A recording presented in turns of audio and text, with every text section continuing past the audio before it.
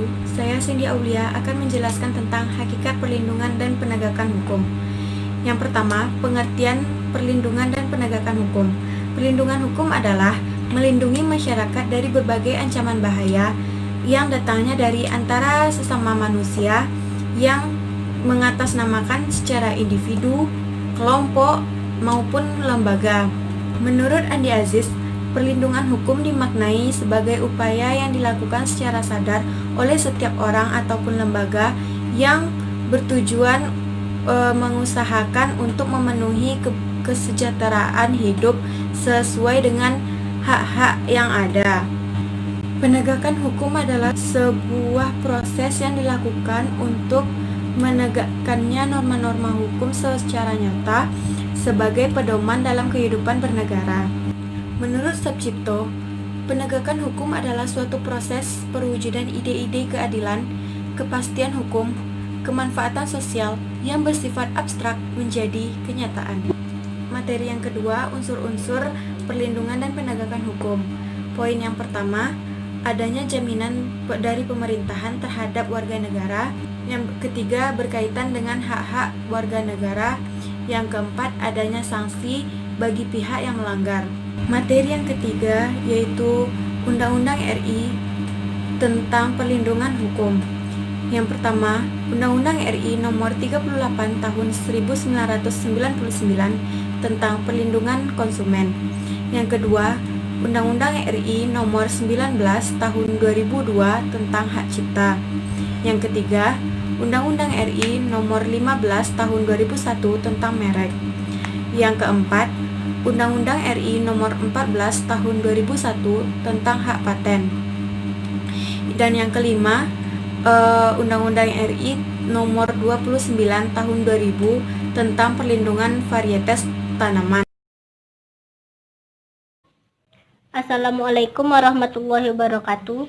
Baiklah, saya De Amanda Putri dari kelas 12 IPS 2 akan menyampaikan tentang hakikat penegakan hukum. Pada hakikatnya, hukum adalah perlindungan kepentingan manusia yang merupakan pedoman bagaimana orang harus bertindak. Untuk mewujudkan hal tersebut, perlu dilakukan proses perlindungan dan penegakan hukum. Penegakan hukum adalah proses memfungsikan norma-norma hukum secara nyata sebagai pedoman perilaku dalam kehidupan berbangsa dan bernegara. Selain itu, menurut Profesor Dr. Jimli Asidik SH, penegakan hukum adalah proses dilakukannya upaya untuk tegaknya norma-norma hukum secara nyata sebagai pedoman perilaku dalam kehidupan berbangsa dan bernegara. Selanjutnya yaitu pentingnya perlindungan dan penegakan hukum. Perlindungan dan penegakan hukum sangat penting dilakukan untuk mewujudkan hal-hal berikut. Yang pertama yaitu tegaknya supremasi hukum. Hukum memiliki kekuasaan mutlak untuk mengatur pergaulan manusia dalam berbagai aspek kehidupan. Yang kedua yaitu tegaknya keadilan. Tujuan utama dibentuknya keadilan yaitu untuk mewujudkan keadilan bagi setiap warga negara yang tercantum dalam alinea pertama Undang-Undang Dasar Negara Republik Indonesia tahun 1945. Yang ketiga yaitu mewujudkan perdamaian dalam kehidupan masyarakat. Perdamaian akan terwujud apabila setiap orang merasa terlindungi dalam berbagai kehidupan.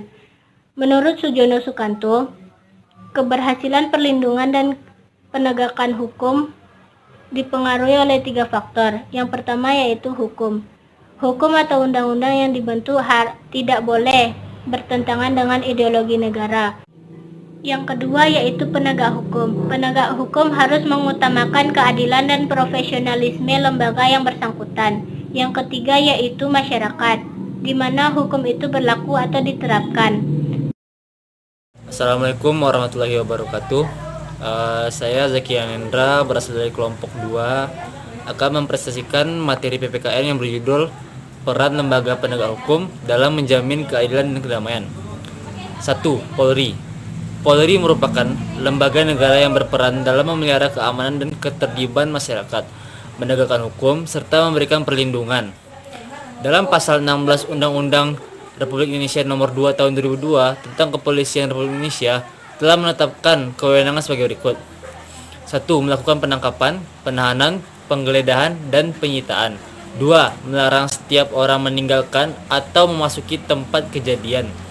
3. Membawa dan menghadapkan orang kepada penyidik dalam rangka penyidikan. Dan selanjutnya menyuruh berhenti orang yang dicurigai dan menanyakan serta memeriksa tanda pengenal diri. Lalu kelima, melakukan pemeriksaan dan penyitaan surat. Keenam, memanggil orang untuk didengar dan diperiksa sebagai tersangka atas saksi. Dan ketujuh, mendatangkan orang ahli yang diperlukan dalam hubungan dengan pemeriksaan perkara. Lalu yang kedua, peran Kejaksaan Republik Indonesia. Kejaksaan Republik Indonesia adalah lembaga negara yang melaksanakan kekuasaan negara, khususnya di bidang penuntutan. Penuntutan merupakan tindakan jaksa untuk melimpahkan perkara pidana ke pengadilan negeri yang berwenang dalam hal dan menurut cara yang diatur dalam undang-undang. Undang-Undang Nomor 16 Tahun 2004 tentang Kejaksaan Republik Indonesia. Berdasarkan undang-undang tersebut, kejaksaan sebagai salah satu lembaga penegak hukum dituntut untuk lebih berperan dalam menegakkan supremasi hukum, perlindungan kepentingan umum, penegak hak asasi manusia, serta memberantas korupsi, kolusi, dan nepotisme. Berikut adalah tugas dan wewenang kejaksaan yang dikelompokkan menjadi 3 bidang, yaitu pertama, di bidang pidana. 1. Melakukan penuntutan. 2. Melakukan penetapan hakim dan putusan pengadilan yang telah memperoleh kekuasaan hukum tetap. 3. Melakukan pengawasan terhadap pelaksanaan putusan pidana bersyarat. 4. Melakukan penyidikan terhadap tindak pidana tertentu berdasarkan undang-undang. 5. Melengkapi berkas perkara tertentu dan untuk dapat melakukan pemeriksaan tambahan. Kedua, di bidang perdata dan tata usaha negara. Dan yang ketiga, dalam bidang ketertiban dan ketertiban umum. Contohnya adalah 1. Peningkatan kesadaran hukum masyarakat. 2. Pengaman kebijaksanaan penegak hukum. 3. Pengawasan peredaran barang cetakan. Lalu adapun yang ketiga, peran hakim sebagai pelaksana kekuasaan hakiman. Perwujudan kekuasaan kehakiman diatur sepenuhnya dalam Undang-Undang Republik Indonesia Nomor 48 Tahun 2009 tentang kekuasaan kehakiman yang merupakan penyempurnaan dari Undang-Undang Republik Indonesia Nomor 4 Tahun 2004. Hukum adalah peradilan negara yang diberi wewenang oleh undang-undang untuk mengadili. Mengadili merupakan serangkaian tindakan hakim untuk menerima, memeriksa, dan memutuskan perkara hukum berdasarkan asas bebas, jujur, dan tidak memihak, sebuah sidang pengadilan berdasarkan tuntutan perundang-undangan. Menurut Undang-Undang Republik Indonesia Nomor 48 Tahun 2009 tentang kekuasaan kehakiman, berdasarkan jenis lembaga peradilan dapat diklarifikasi menjadi 3 kelompok, yaitu hakim pada Mahkamah Agung yang disebut dengan Hakim Agung. 2. Hakim pada badan peradilan yang berada di bawah Mahkamah Agung. Dan ketiga, hakim pada Mahkamah Konstitusi yang disebut Hakim Konstitusi. Assalamualaikum warahmatullahi wabarakatuh. Perkenalkan, nama saya Dimas Alfatodani, saya dari kelompok 2. Saya akan membawakan materi tentang partisipasi dalam perlindungan dan penegakan hukum. Ketaatan dan ketakutan terhadap hukum merupakan sebuah bukti nyata terhadap hukum dan dapat dicerminkan melalui diri sendiri. Adapun bukti dari partisipasi seseorang terhadap perlindungan hukum dan penegakan hukum adalah seperti mematuhi tata tertib negara dan sebagainya, serta mengikuti norma-norma yang ada. Lalu ciri-ciri seseorang yang tampak dan terlihat ketika dia melakukan dan melaksanakan peraturan beserta hukum dengan baik akan tercermin dari masyarakat, seperti dia tidak dibenci oleh orang lain, tidak banyak memiliki kasus di dalam masyarakat, tidak ada pencatatan kasus, dan banyak hal-hal lainnya yang bersifat positif. Berikutnya ada pun beberapa contoh sikap perilaku di dalam beberapa lingkungan, seperti ada di lingkungan keluarga, masyarakat, sekolah, lalu di negara dan sekitarnya, beserta negara istilahnya ya. Baiklah, saya akan menjabarkan satu persatu, mulai dari keluarga. Sikap kepatuhan di keluarga adalah seperti mematuhi aturan yang telah disepakati oleh keluarga, melakukan sholat 5 waktu, menghormati kakak, adik, saudara lainnya,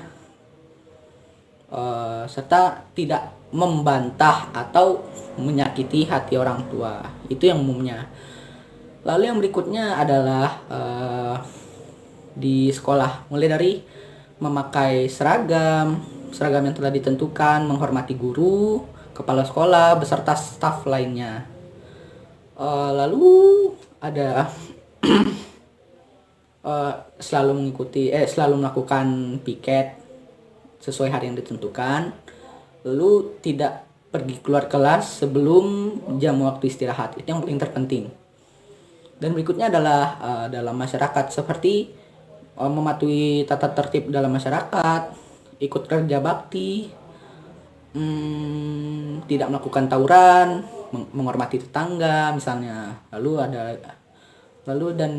Yang paling penting dan wajib kita ikuti kalau kita sudah beranjak dewasa ataupun remaja ke atas, yaitu dalam mengikuti ronda malam, yaitu dilakukan ketika kita sudah mulai beranjak dewasa. Dan yang terakhir dalam negara, ya seperti membuat KTP, SIM, surat izin mengemudi,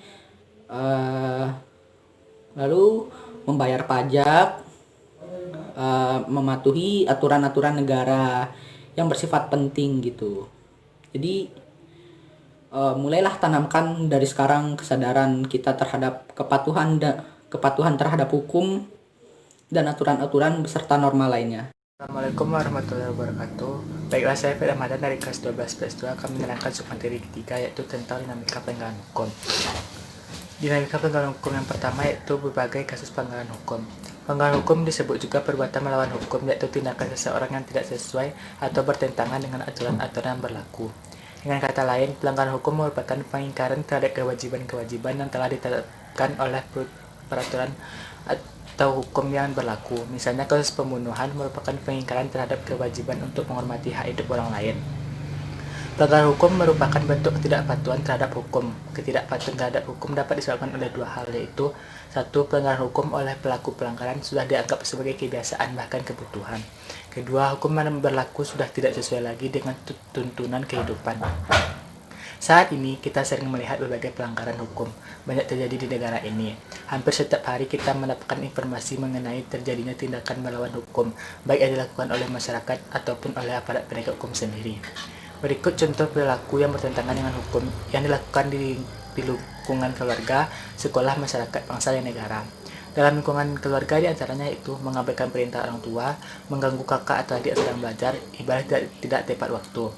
Dalam lingkungan sekolah diantaranya itu mencontek ketika ulangan, datang ke sekolah terlambat, bolos mengikuti pelajaran. Dalam lingkungan masyarakat diantaranya yaitu main hakim sendiri, melakukan tindakan diskriminasi kepada orang lain, melakukan perjudian, membuang sampah sembarangan. Dalam lingkungan bangsa dan negara diantaranya yaitu tidak memiliki KTP, tidak memiliki SIM, tidak mematuhi rambu-rambu lalu lintas, merusak fasilitas negara dengan sengaja. Dinamika pelanggaran hukum yang kedua yaitu macam-macam sanksi atas pelanggaran hukum. Misalnya, jika para siswa yang melanggar tata tertib sekolah diberikan begitu saja tanpa ada sanksi tegas, besok lusa pelanggaran akan menjadi hal yang biasa. Perilaku yang bertentangan dengan hukum menimbulkan dampak negatif bagi kehidupan pribadi maupun kehidupan masyarakat. Ketidaknyamanan dan ketidakteraturan tentu saja akan selalu meliputi kehidupan kita jika hukum sering dilanggar atau ditaati. Untuk mencegah terjadinya tindakan pelanggaran terhadap norma atau hukum, dibuatlah dalam setiap norma atau hukum tersebut. Sanksi terhadap pelanggaran itu amat banyak ragamnya. Sifat dan jenis sanksi dari setiap norma atau hukum berbeda satu sama lain, kan tetapi dari segi tujuannya sama, yaitu untuk mewujudkan ketertiban dalam masyarakat. Sanksi norma hukum adalah tegas dan nyata. Hal tersebut mengandung pengertian sebagai berikut. Yang pertama itu tegas, berarti adanya aturan yang telah dibuat secara material telah diatur. Dalam peraturan perundang-undangan misalnya hukum pidana mengenai sanksi diatur dalam pasal 10 KUHP. Dalam pasal tersebut ditegaskan bahwa sanksi pidana berbentuk hukuman yang mencakup hukuman pokok yang terdiri atas hukuman mati dan hukuman penjara. Hukuman tambahan yang terdiri atas pencabutan hak-hak tertentu, perampasan atau penyitaan barang-barang tertentu, dan pengumuman keputusan hakim. Kedua, nyata, berarti adanya aturan yang secara material telah ditetapkan kadarnya.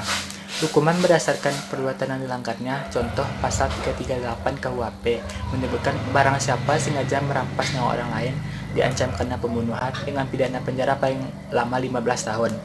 Sanksi hukum diberikan oleh negara melalui lembaga-lembaga peradilan. Sanksi sosial diberikan oleh masyarakat.